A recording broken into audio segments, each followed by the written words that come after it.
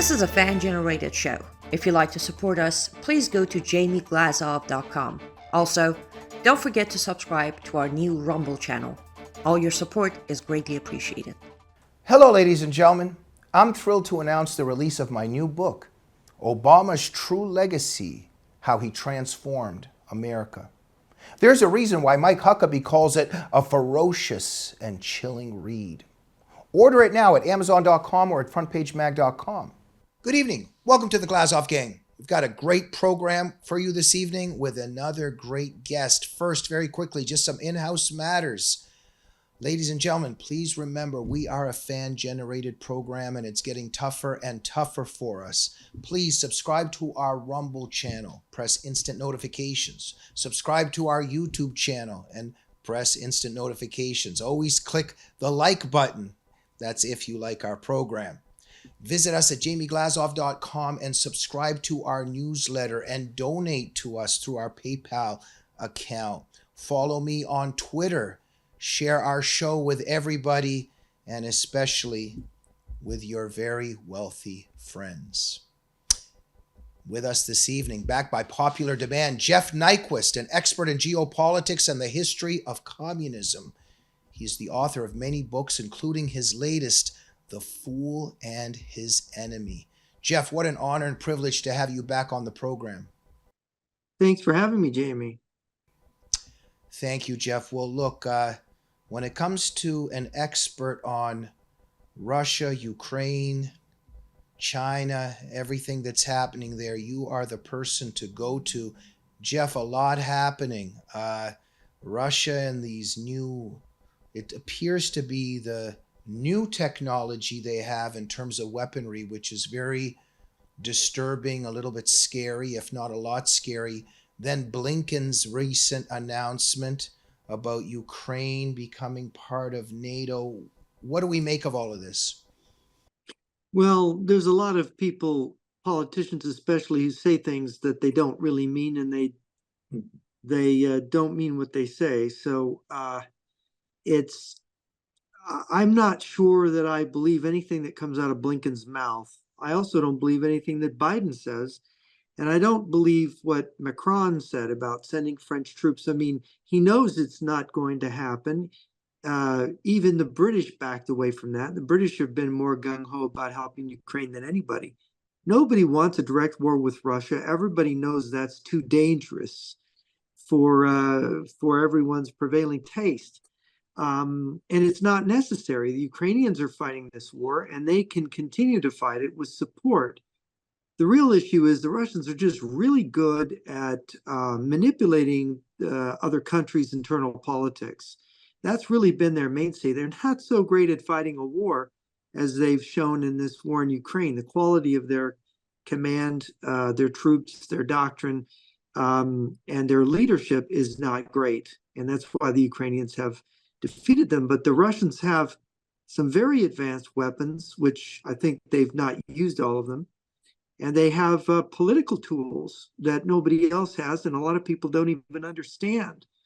And of course, this brings us to the problems with the American people, the left and the right. I mean, we've got the left and right in America form two perfect halves of a self-destructing whole.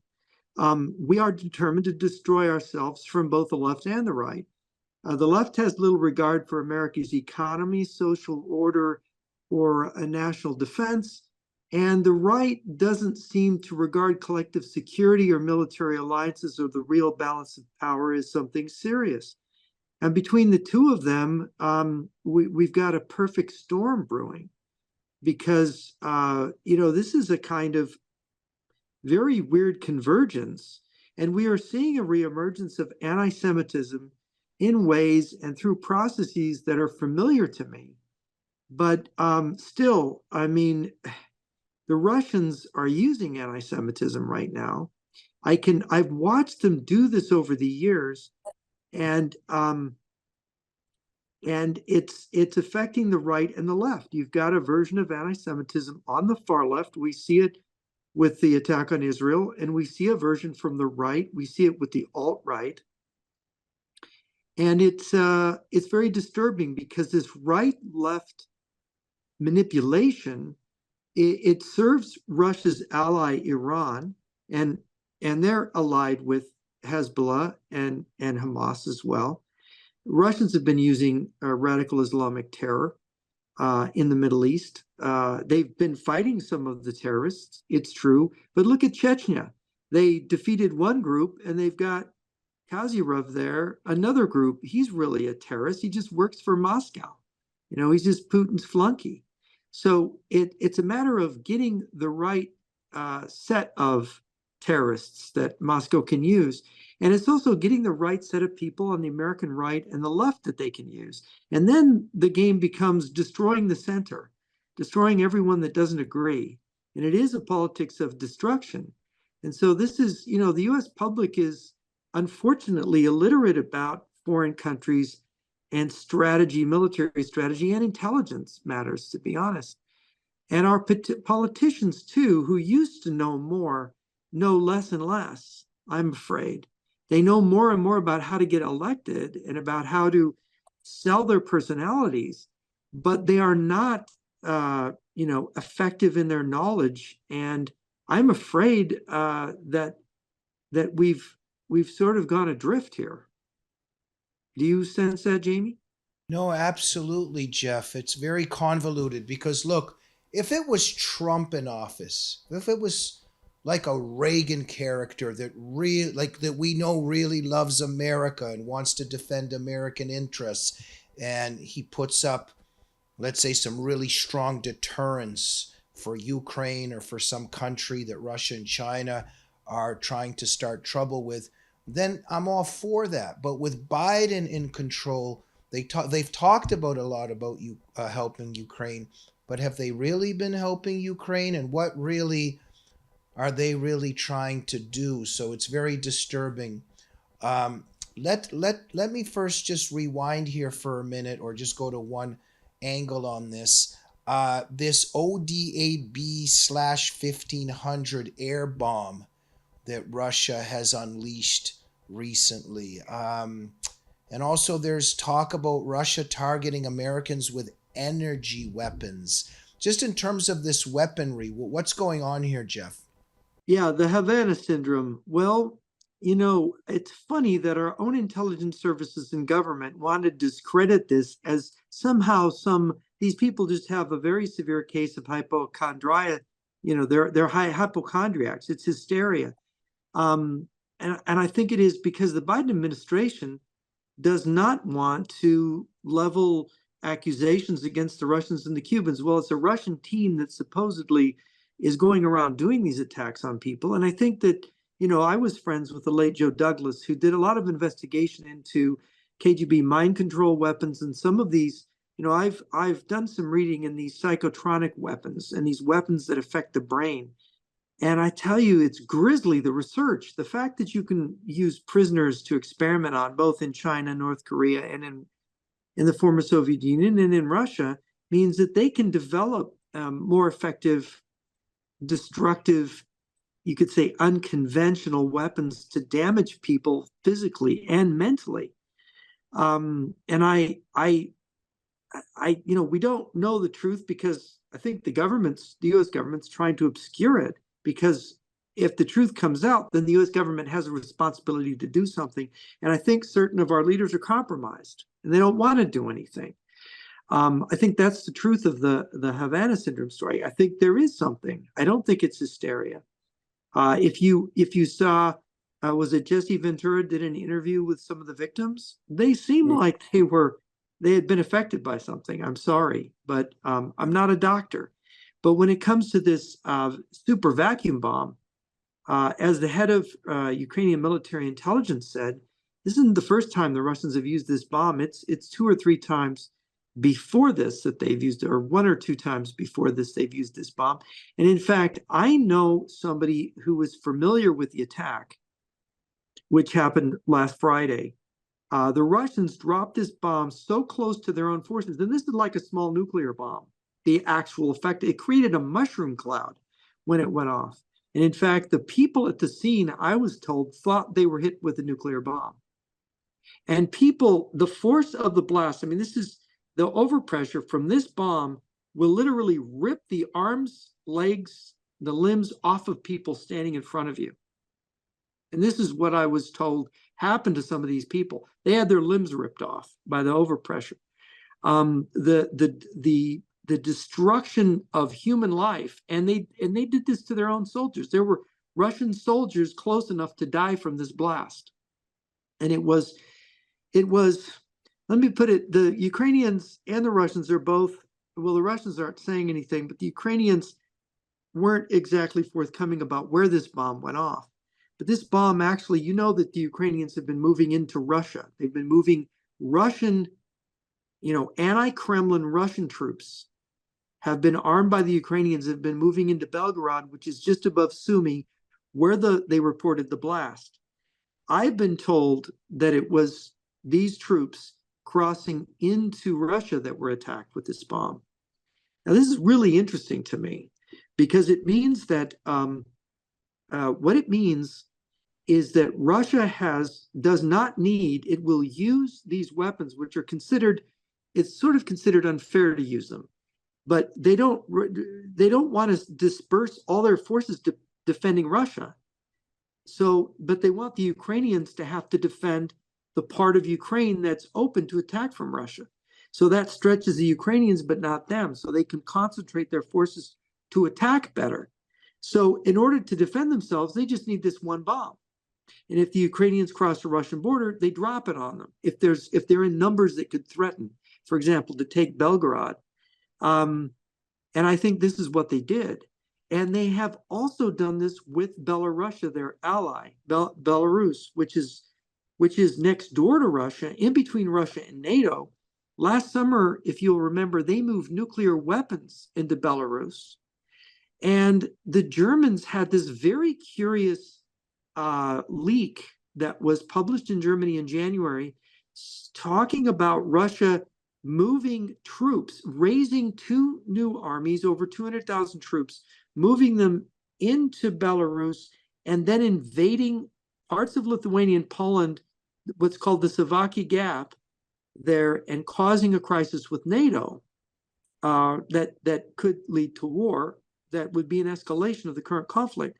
And of course, the reports couched in language like, well, surely this is just speculative, but two or three of the main points in this scenario have come true because again, since this came out, Russia has announced raising 14 new divisions, 16 new combat brigades, new formations. They're filling up their existing ones, but also these new ones. And this is 250,000 troops worth of, so this is even more than the 200,000. This NATO report was, this German military analysis was biting its nails over. This is a larger deployment than that. And of course, where are you going to put these troops once they're raised? And these troops are going to be raised by the end of the year, which also the German scenario said would happen. They are supposedly going to have these new formations by the end of December. And of course, the German report was about an attack that would happen next year in 2025, this widening of the war. And of course, there have been these Russian preparatory moves of moving nukes into Belarus, which of course adds credibility to anything they do in that territory, which means that they can use Belarus as a sanctuary to attack anybody from Poland, Lithuania, Ukraine. They can attack Kiev from the north, and nobody dares attack back into there because there's nuclear weapons there. It's really ingenious. If you think about it, it's like what they did in Vietnam with making the sanctuaries in Cambodia and Laos, and where the Ho Chi Minh Trail came all the way down the whole side of Vietnam to flank the whole country, to allow them to attack it in flank, which is what made Vietnam so hard to defend from invasion, and South Vietnam. So we have a similar kind of, so the Russians, this all shows that the Russians are very serious about continuing this war, about possibly extending the war to other countries, and about winning it where they own all of Ukraine. Is that not alarming?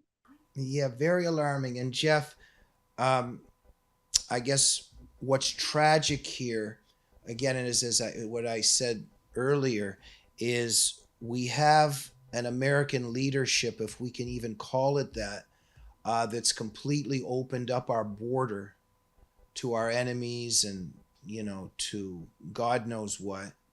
10 million illegals, conservative uh, figure. Some say it's even up to 20 million. We know who knows, Al Qaeda, ISIS. We've got Chinese nationals coming in, Taliban, Hamas. This is not an administration that cares about the United States. We see what happened in Afghanistan, what Biden did there. So again, I'm reiterating that, and so we understand this view on a lot of the right, because they see this corruption, they see this anti-Americanism, and they're wondering, why would we get involved in wars abroad when our border is open? So I get that thinking, but there's also a kind of ignorance and illiteracy there at the same time, because we know that many of our battles abroad are our battles, just like our battle for Israel. A lot of people don't understand here in the United States that it's very much our battle. And of course, an argument could be made that Ukraine is our battle, but if it's done by a Trump or a Ronald Reagan figure for the right reasons. And so with Biden, we saw this, we're for Ukraine, but go ahead and go in a little bit if it's just a little bit of an incursion.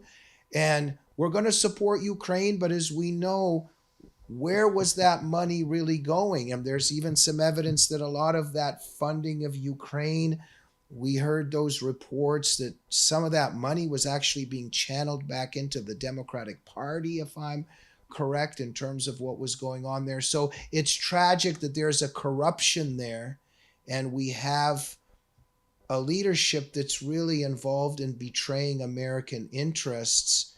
And therefore, we understand why a lot of people on the right are hesitant on this, but very tragically so, because we really do have enemies in the world, right? Oh, yes, we do. And of course, Israel's very lucky to have a Netanyahu, because every time they get a left of center government, it seems like they don't understand the danger they're in. And and so you have one guy, and who knows if there's anyone to come after Netanyahu, who understands that Israel could actually cease to exist as a country if mistakes are made, if certain, bad moves are made. And I think as Americans, we've got this notion that America's so big, it's so wealthy that it's invincible. Well, our enemies are even bigger than Israel's enemies. They're China, they're Russia, they're the communist movement. If you look around the world, there's two countries that are vilified more than any other. It's the United States and it's Israel. The two countries that are in some sense, like the Jews were the scapegoat of the 1930s and of Hitler and the anti-Semites, America has joined them in being the scapegoat of the 21st century. If we only got rid of those greedy Americans, the Americans, they're putting out all this CO2, they're killing the planet. If America didn't exist, and now you've got Americans who, because the communists have infiltrated the Democratic Party and control a lot of policies here, they've come to be alienated from their own government in Washington and some of the state governments. And now they're taking a line that is not friendly to America, thinking, well, America is no longer my country. And I think that we have to this is very difficult, because we have to be very careful. I think the majority of people on the left and right are good people, and there's a way to make things work. But we have to identify there are groups, there is a key group that wants to eliminate the United States. And many of those people might not even realize that it's Russia and China that's going to be the beneficiaries of that. It's cui bono, who benefits. You have to always ask that cui bono question. And there may be these these leftists and communists, that if we can just get rid of the Constitution, and if we can just get rid of the conservatives, we can just get rid of religion. And of course, the Russians have been working after the Bolshevik Revolution on this problem of undermining America for the last more than 100 years. You know, we just had the 100th year anniversary of Vladimir Lenin's death here in January. Did they bury Lenin in Moscow? No, they didn't. You know, Putin, I've been told that Putin is privately a communist, like Igor Sechin, his friend and former deputy prime minister.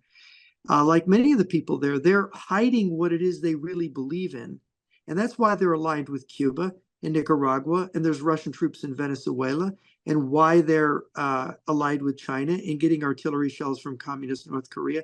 Look, it's the old communist bloc, but nobody's allowed to say that, you know, because then we might be looking at domestic people in careers and say, hey, wasn't Joe Biden supported as a Senate candidate and as a vice presidential and presidential candidate by certain organizations that are basically communist front organizations, like the People for a Livable World?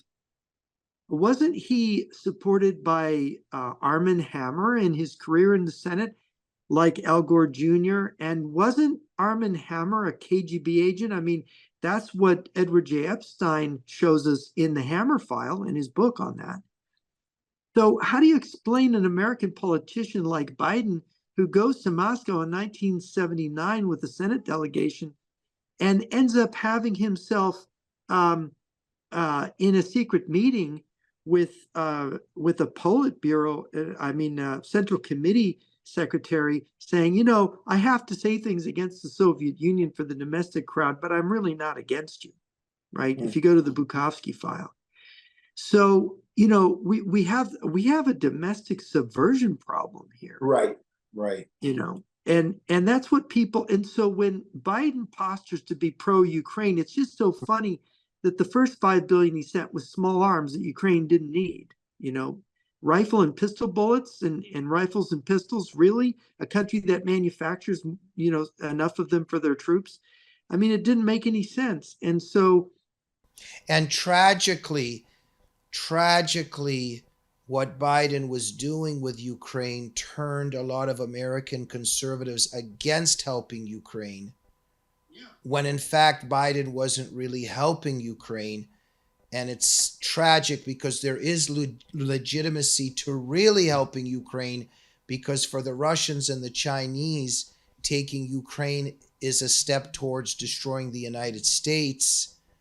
And unfortunately, because of the traitor we have in the White House and everything that he's doing, he delegitimized us trying to help Ukraine and stand up to the Putin-China axis, because there seems to be common sense in terms of what's happening at our border, and something's very cloudy about sending money abroad. So I get that, but the left with the globalists has succeeded in framing this very pathological picture, kind of, where there's a lot of smoke and mirrors. It's very tragic. And now, together with all of this, Biden is pressuring Netanyahu not to finish this war against Hamas. And Biden is actually, the stance that he's taken, and that phone call that we know just happened, America has betrayed Israel because the hostages Hamas has, that should be the first thing. They need to be released before any ceasefire. And there can't be a ceasefire. How do you have a ceasefire with people that want you dead and that are screaming it from the rooftops? So there's a betrayal of Netanyahu and of Israel happening right now. And not only do we need to support Israel, even for Israel's sake, but we know that Israel is very tied into freedom around the world, and also Israel's fate is America's fate. We're in this together. Am I correct? well, the two groups that are attacked by our enemies are Israel and America. You see them attacked. I mean, the Chinese communists have taken the side of the Palestinian communists, like the PLO, and they have taken the side of Iran, the Iranians, and so have the Russians. And this goes back, many years. I mean, the Russian military and their missiles and everything they have has been built up by Russia and China. And that's when they get nuclear weapons, it will be the Russians that will be largely responsible for Iran being a nuclear power. And although the Russians try to create plausible deniability on this, you can just go back and do the research. The Iranians would never have been able to develop nuclear weapon technology without the Russians training their engineers. That's just the way it is. So you have to ask the question, what are we up against? And are we putting things together right? I mean, Netanyahu, as you've pointed out, look at all the flack he takes and who it's from. And it's Biden. Again, the common theme, Biden presents himself as pro-Israel, but then what does he actually do with Israel? He presents himself as pro-Ukraine, but what does he actually do with Ukraine? And, you remember how he talked about China being great people and how his family, this is the thing about the laptop, his family has allegedly taken money from the Chinese, quite a bit, from Chinese business dealings and from the mayor of Moscow's wife. So what is the truth about the Bidens, their actual loyalty? Are they honest people? Are they really trustworthy leaders for America? I don't think so. And I can't believe that that he's president hardly, because all of this was known before he was elected. And the fact that the economy is on the skids is not surprising at all. Look at the first act he did, closing down that pipeline. That helped Russia, closing down the Keystone Pipeline. That helped Russia. We definitely have a traitor in the White House. And I think too, Jeff, on a spiritual level somewhere, that we're being mocked. Like when you look at Biden and look at Kamala, it's so absurd that it's almost a perverted mockery of us by demons. That's what I feel on a spiritual level. There's a kind of perverted mockery taking place against people of good faith and goodwill that believe in our Lord and want the best for America. It's some kind of a sadistic mental torture going on. I know I've kind of shifted gears there, but do you think there might be something to that? Well, yes, there could be, because we have never had a president who was so incapable, at least apparently incapable. And the vice president, the crazy thing is that people are so scared of the vice president because her personality, her way of treating other people is so abominable that she can't keep staff people, is what I hear. And that there's a rumor that she drinks, and that cackle of hers and the way she behaves, I mean, the vacuousness of her comments. But Jeff, I mean, you got to give her some credit. I mean, Kamala, when she speaks, she's very intelligent. Okay, that was my attempt at a sense of humor. We're going to be... You like yellow school buses, you mean? My favorite is, when she was talking to the kids about space. That something very scary about that. We're going to take a quick break with our sponsors, and we'll be right back. Looks like you've been sleeping well. Megan, he's back. The My Pillow guy. And you're looking good. Still feeling good. Well, just when you thought it couldn't get any better, we've got the best pillow ever, My Pillow 2.0. Wow, it's so soft and smooth. It's cool to the touch. How did you do that? Well, we took My Pillow's patented bill and combined it with this new technology that we didn't have back then when I invented My Pillow to bring you the best pillow in history, My Pillow 2.0. Just like all of you, I never imagined that My Pillow could get any better. That's why I haven't changed it in nearly 20 years. Then I heard about a revolutionary new technology, and I knew I had to bring it to you all. MyPillow 2.0 is truly the next generation of MyPillow. The MyPillow 2.0 is cooler and softer than the last MyPillow. It is so comfortable to sleep on at night. I look forward to going to bed, and I wake up well rested in the morning. Sleep is all about temperature and height.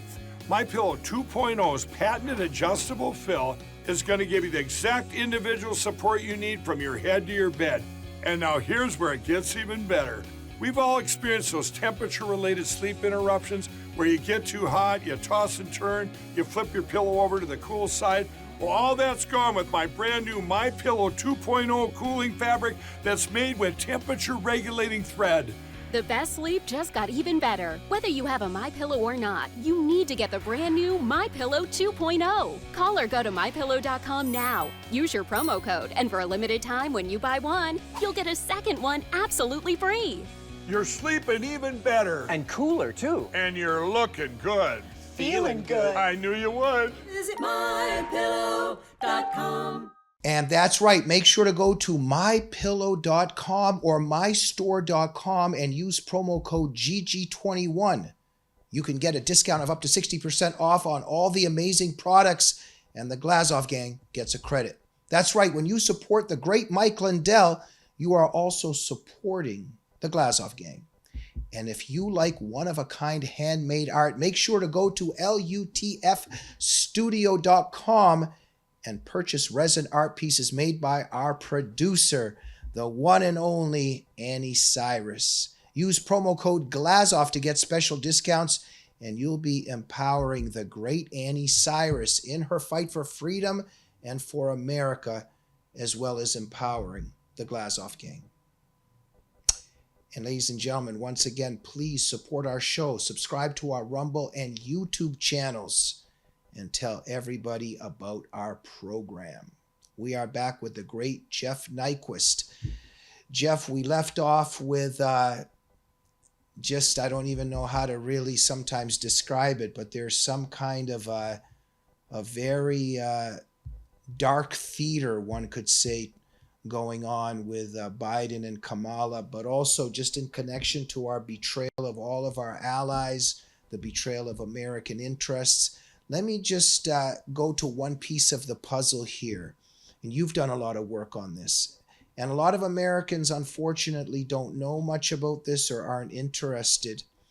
There have been some secret speeches done by some Chinese officials in the past that got out, and we found out about them. And they're pretty scary about the Chinese plans for actually conquering the United States. Could we talk a bit about that? Yeah, this is the secret speech of Defense Minister General Chiao Chen, which was about 21 years ago in the last year of his tenure as defense minister. And the speech was leaked out of China. It was translated by the Epoch Times in 2005. And when I first saw it, I thought, at first glance, I thought, oh, this can't be true. But as I studied it, I realized there were things in there that the defector, Colonel Stanislav Lunev, had shared with me privately that I had not published about. In fact, it never appeared in the media anywhere because they're rather, well, what can I say, disturbing. So what the speech basically says, okay, so Chiao Chen is presenting in front of a group of high party cadre, that means high-level communist officials, very highest level, talking to them about a study group of the Politburo that has been studying World War II and studying the strategy of sort of how to take over the earth, how to be masters of the earth. And he starts out talking about a survey of the Chinese public that was conducted on the internet to see if Chinese people would accept the mass killing of civilians and prisoners of war, women and children, and so on. And he said the result is very good because 80% of Chinese think it's okay if we slaughter innocent people. And the 20%, he said, doesn't matter. And so he says, so then he has, this is sort of the framing he has for introducing the topic of why we have to exterminate the American people. And he talks about using biological weapons, possibly biological weapons that are genetically focused, but not necessarily, to do this killing, and to make it a surprise so that it doesn't get traced back to China. And if that fails, we'll then have a nuclear war in which, well, Chinese are going to die anyway because we're overpopulated, we've ruined our environment. He talks about the degradation of China because of the overpopulation. And he says we have to create a second China in North America.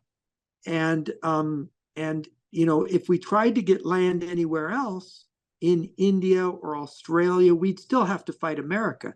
So since we have to fight America anyway, we might as well take the American land because it's the best land and it's the biggest land for our needs. Because China has, 1.3 or 4 billion people. And if they took half of those people and moved them to the lower 48 states, there'd still be, twice as many people here that there are now, right? That's how populated. I mean, China's a country the size of the United States, but its population is 4 times larger. You can imagine this. And they're industrializing. So he says, we're going to make Taiwan a big issue. Like, we want to take Taiwan, but our target will be America. And what's disturbing about it, and he said, we made a deal with the Russians for land in the north that the Russians could have, that we would then have the lower 48 states. Well, the defector, Colonel Stanislav Lunev, who worked in China and spoke fluent Mandarin, told me this. In 1999, he said there was the secret deal with the Chinese that was worked out in 91 and 92 for a future war against the United States in which China would get the lower 48. And when I saw that in the speech, I was like, oh no, this is exactly what Lunev was talking about. And then I got a chance through a military intelligence retired guy to meet and talk to the colonel that translated the speech for the Pentagon. And I said, well, is the speech authentic?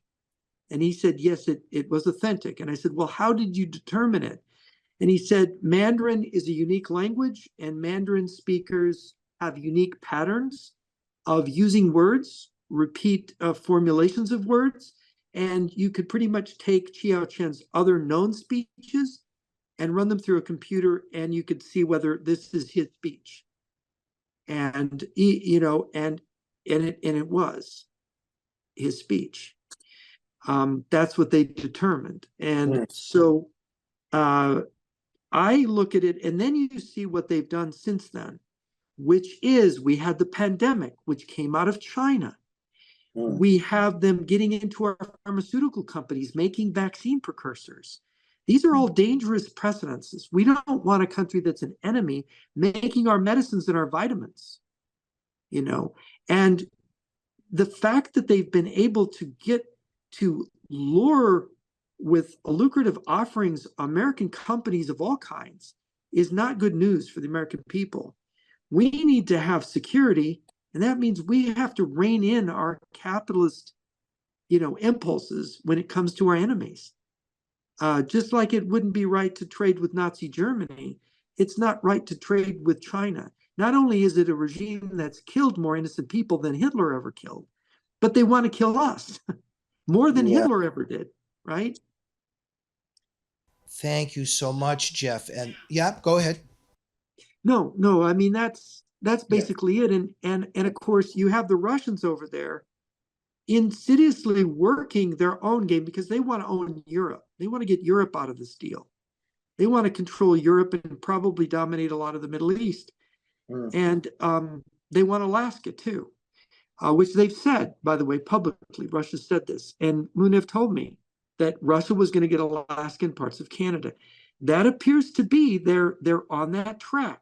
There are signs, billboards up in Siberia saying Alaska is ours in Russian, And then I repeat again, the tragedy here is that so many Americans see our open border with this traitor in the White House, that what he did in Afghanistan and the catastrophic evacuation in general.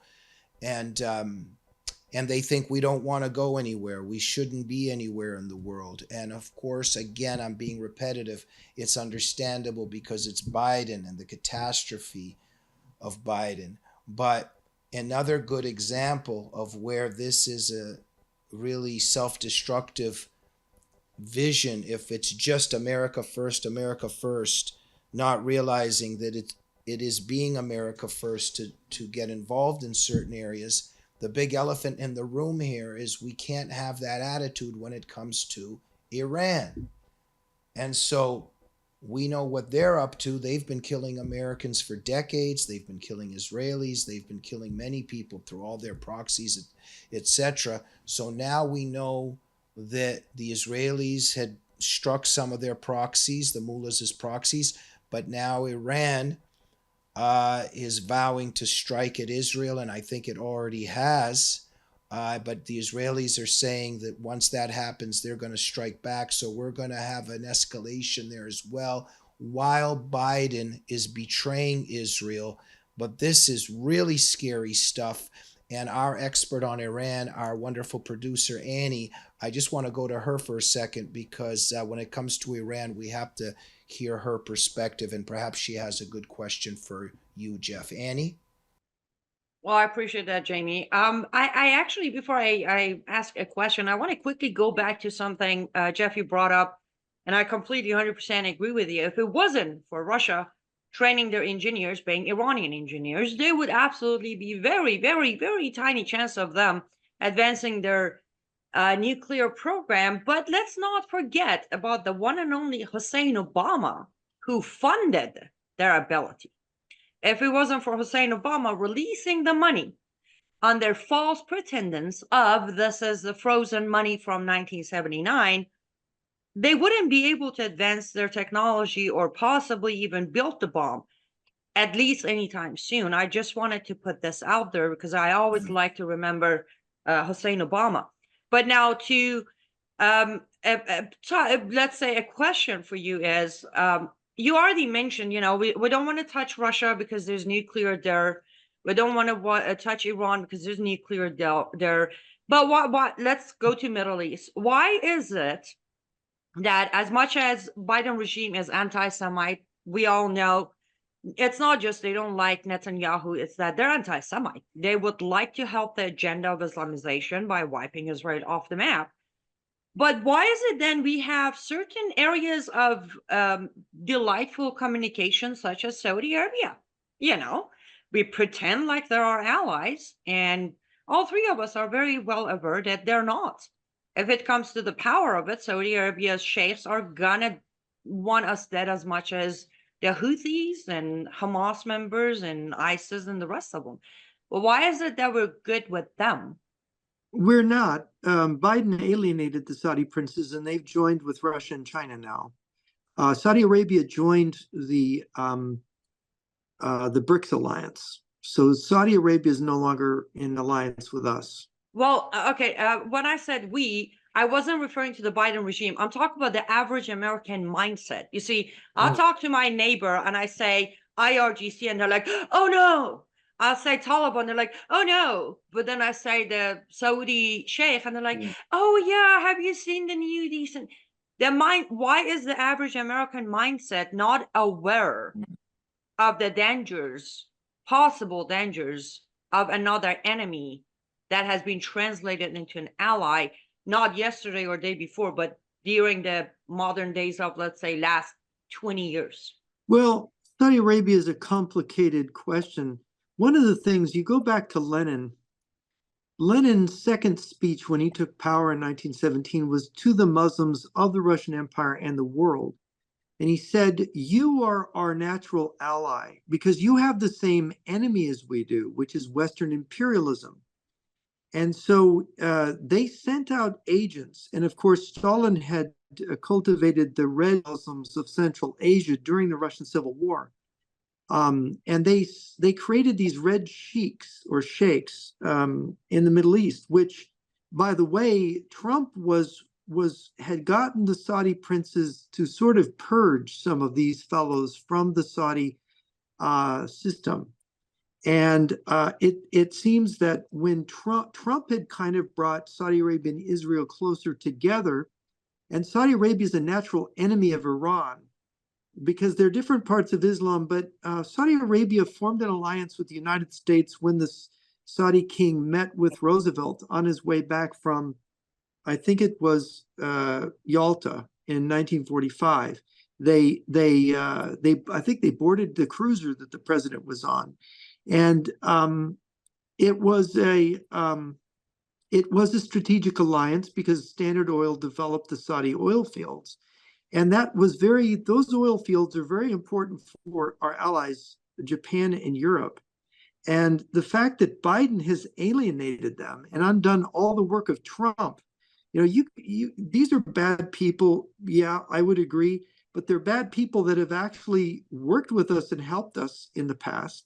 And they're bad people that if we lose them, and we have lost them because Biden pushed them into the enemy camp, I think he did it on purpose, they can choke off Europe and Japan. And this is the Chinese-Russian strategy, to use economic and military levers to force Japan, South Korea, Australia, and Western Europe out of alliance with America, to isolate the United States and to cripple it economically after forcing all of its allies to make separate deals with Moscow and Beijing.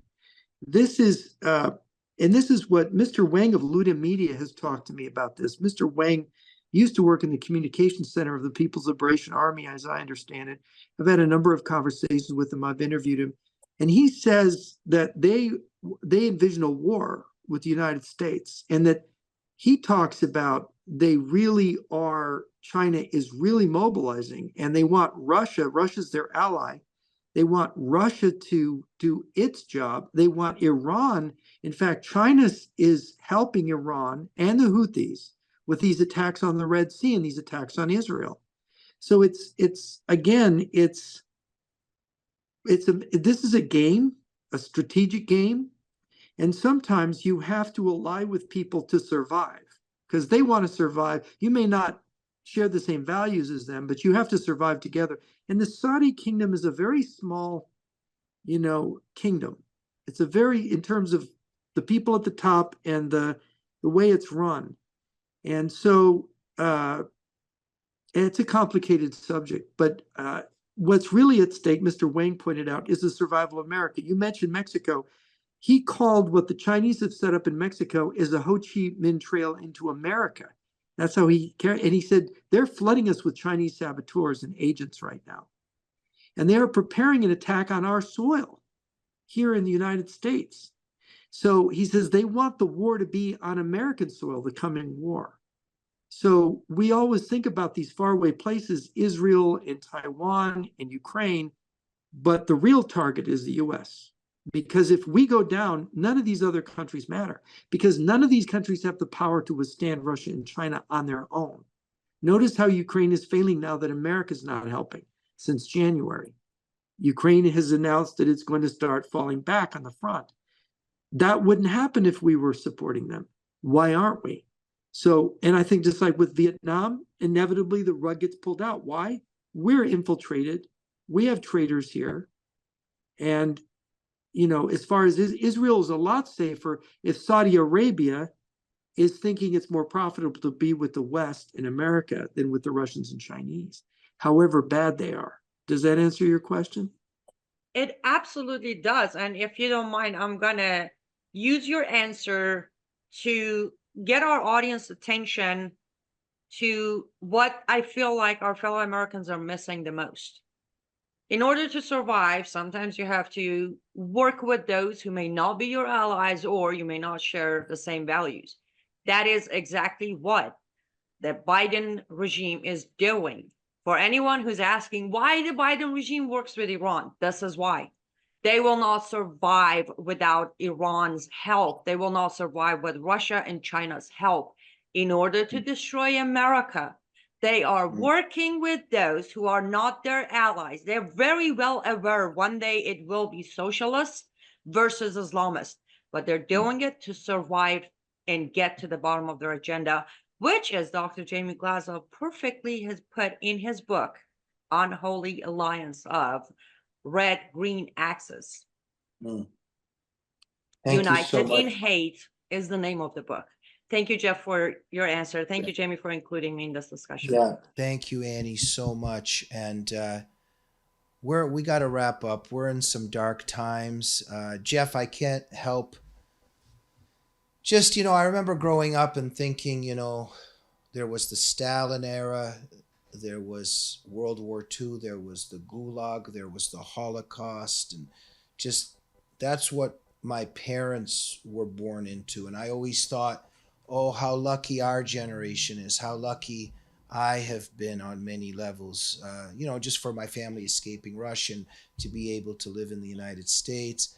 But as I look ahead now, I have a feeling that peace and tranquility is not in our near future. I think that something even maybe much worse and scarier than World War II and Stalinism and Hitler might be ahead. And I think we're going to see some dark times in our lifetime, Jeff. What do you think? Yeah, I think so. But also, we're all going to die, and it's how we live that matters. And it's having the courage. Many people have suffered and died already in a war that people don't even recognize is going on, that's been going on between good and evil, and it goes through the center of every human heart. And the good news is that evil is there's a bungle factor.